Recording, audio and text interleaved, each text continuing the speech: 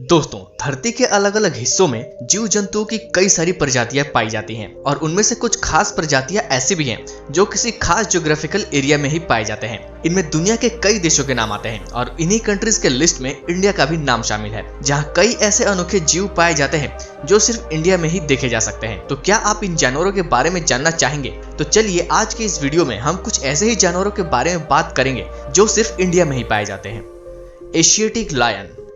दोस्तों, Asiatic lion देखने और आकार दोनों में अफ्रीकन लायन से काफी मिलते जुलते हैं। हालांकि ये अपने अफ्रीकन कजन की तुलना में थोड़े छोटे होते हैं और यही नहीं बल्कि इनकी पूंछ के अंत में लटके हुए बाल और साथ ही उनके कोहनी पर बालों के गुच्छे अफ्रीकी शेरों की तुलना में लंबे होते हैं। अपने अफ्रीकन कजन्स के उलट एशियाई शेरों को स्पष्ट रूप से त्वचा की लंबी परतों से पहचाना जाता है जो उनके पेट पर फैले होते हैं और इनके आयाल भी अफ्रीकी शेरों से छोटे होते हैं, इसीलिए इनके कान दिखाई देते हैं। दोस्तों, ये शेर गुजरात के गिर फॉरेस्ट में पाए जाते हैं और इनका एकमात्र हैबिटेट वेस्टर्न गुजरात के वाइल्ड लाइफ सेंचुरी और गिर नेशनल पार्क के ड्राई डिसिडियस फॉरेस्ट है। ये शेर प्राइड नाम के एक सोशल ग्रुप में रहते हैं और इनके प्राइड में केवल 2 वयस्क मादाएं ही हो सकती हैं, जबकि अफ्रीकी शेरों में 4 से 6 वयस्क मादाएं शामिल हो सकती हैं। एशियाई शेरनियों की अब तक की सबसे बड़ी यूनिट में सिर्फ 5 मादाएं ही शामिल थी। हालांकि नर शेर मादाओं की तरह मिलनसार नहीं होते। ये मुख्य रूप से मेटिंग के लिए और बड़े शिकार करने के लिए ही शामिल होते हैं। कम वनस्पति वाले क्षेत्रों में ये शेर रात में शिकार करने जाते हैं, जबकि घने वनस्पति वाले क्षेत्रों में ये दिन में भी शिकार कर सकते हैं। ये शेर दिन के अधिकांश समय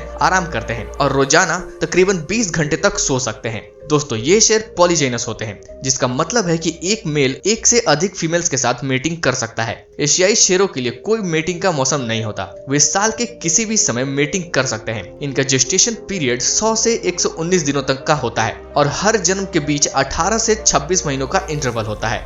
एक सामान्य नियम के अनुसार मादा 1 से 6 बच्चों को जन्म देती है। नर 5 साल की उम्र में मैच्योरिटी तक पहुंचते हैं, जबकि मादाएं 3 से 4 साल की उम्र में ही मैच्योर हो जाती हैं। सिंगल सब पॉपुलेशन होने के कारण इन जानवरों को किसी भी अनएक्सपेक्टेड घटना जैसे कि महामारी, जंगल की आग आदि से विलुप्त होने का खतरा है और अवैध शिकार तो एशियाई शेरों की आबादी के लिए एक और खतरा है। दोस्तों, बात करें इनकी जनसंख्या की तो IUCN रेड लिस्ट में एशियाई शेरों को इंडेंजर्ड स्पीशीज के लिस्ट में रखा गया है और इनकी जनसंख्या कुल लगभग 674 है, जिसमें से लगभग 150 शेर गिर फॉरेस्ट के प्रोटेक्टेड एरिया के बाहर रहते हैं।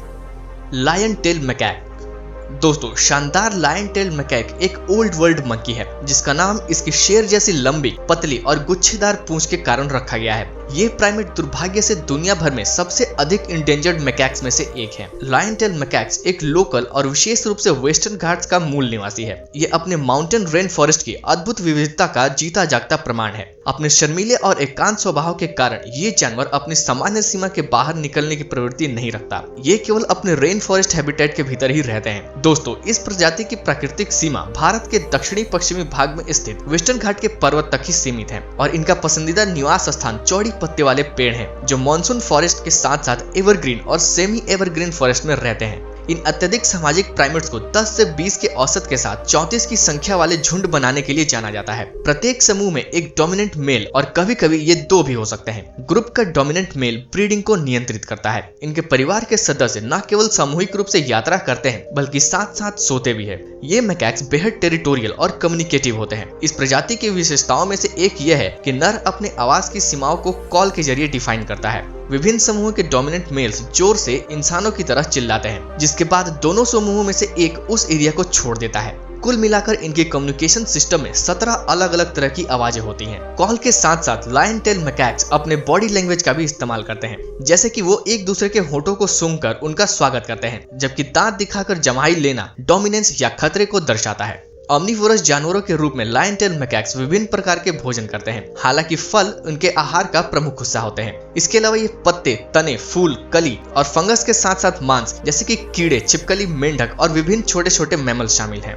लायन टेल मैकैक्स भी पॉलीजीनस होते हैं, जिसका मतलब है कि एक नर को कई मादाओं के साथ मेटिंग करने का विशेष अधिकार प्राप्त होता है और ये साल भर प्रजनन करते हैं। हालांकि बर्थ रेट आमतौर पर गीले मौसम के दौरान बढ़ जाती है, जब पर्याप्त मात्रा में भोजन होता है और इनका जेस्टेशन पीरियड लगभग 6 महीने तक रहता है, जिससे एक बच्चा पैदा होता है जो असहाय और पूरी तरह से अपनी मां पर निर्भर होता है। और मैच्योर होने के बाद मेल्स झुंड से अलग हो जाते हैं जब तक कि वो अपने खुद के झुंड का निर्माण और रख रखाव नहीं करते और इस बीच फीमेल्स आमतौर पर अपने जन्म के समूह के साथ ही रहना जारी रखती हैं। मैच्योर होने की आयु फीमेल्स में 5 साल और मेल्स में 8 साल की होती है।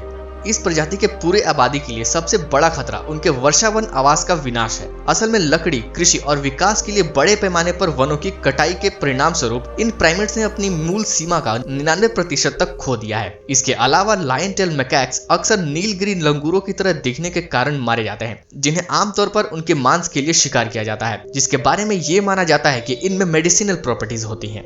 IUCN रेड लिस्ट के अनुसार लायन टेल मैकाक्स की कुल आबादी 4000 से भी कम है, जिसमें सिर्फ 2500 बंदर ही मैच्योर हैं। कुल मिलाकर लायन टेल मैकाक की जनसंख्या आज घट रही है और इन जानवरों को IUCN के रेड लिस्ट में इन्हें इंडेंजर्ड स्पीशीज के रूप में वर्गीकृत किया गया है। नीलगिरी टहर।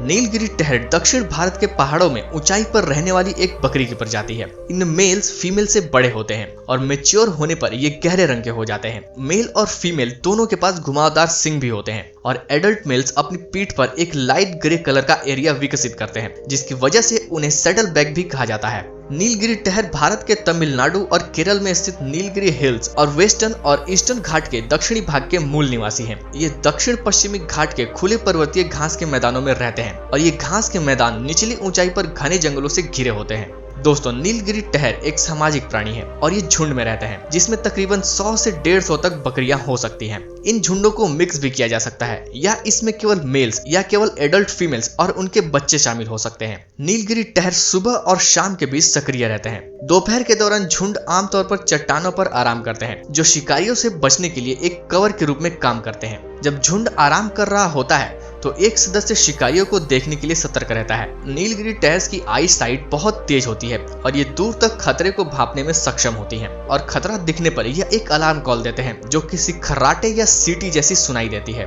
नीलगिरी टहर शाकाहारी होती है। वो तरह तरह के घासों, झाड़ियों और पत्तियों को खाती हैं। ये बकरियां भी पॉलीजीनस होती हैं, मतलब कि मेल एक से अधिक फीमेल्स के साथ मीटिंग कर सकता है और ये साल भर प्रजनन करते हैं। लेकिन रूटिंग सीजन आमतौर पर जुलाई के अंत में ही होती है और अगस्त तक जारी रहती है। मादा साल में 2 बार बच्चों को जन्म दे सकती है। वो आमतौर पर लगभग 6 से 7 महीनों के जेस्टेशन पीरियड के बाद एक बच्चे को जन्म देती हैं। पहले कुछ हफ्तों तक नवजात बच्चे, जिन्हें किड कहा जाता है, छिपे रहते हैं और माँ के दूध पर ही पलते हैं। 2 महीने की उम्र में बच्चे अपने माँ के पीछे पीछे चलना सीख लेते हैं और युवा बच्चे 4 से 6 महीने में पूरी तरह से दूध पीना छोड़ देते हैं और लगभग 3 साल की उम्र में रिप्रोडक्टिव मैच्योरिटी तक पहुंच जाते हैं। नीलगिरी टहर के लिए मुख्य खतरे घरेलू पशुओं के अत्यधिक चराई और ऐसे पौधे हैं जो इनके इलाके के नेटिव नहीं हैं, जिनकी वजह से वहां के नेटिव पौधे ठीक से उग नहीं पाते। इसके अलावा इलीगल हंटिंग और क्लाइमेट चेंज के कारण इनके नेटिव हैबिटेट को नुकसान पहुंच रहा है। IUCN की माने तो नीलगिरी टहर की कुल आबादी लगभग 1800 से 2000 है और फिलहाल इस प्रजाति को इंडेंजर्ड घोषित किया गया है। तो दोस्तों, इनमें से कौन से जानवर के बारे में आपने पहली बार सुना, हमें कमेंट करके जरूर बताइए। और अगर ये वीडियो आपको नॉलेजेबल लगी तो इसे लाइक कीजिए और अपने दोस्तों के साथ शेयर कीजिए। और अगर आप इस चैनल पर नए हैं तो इसे सब्सक्राइब कीजिए।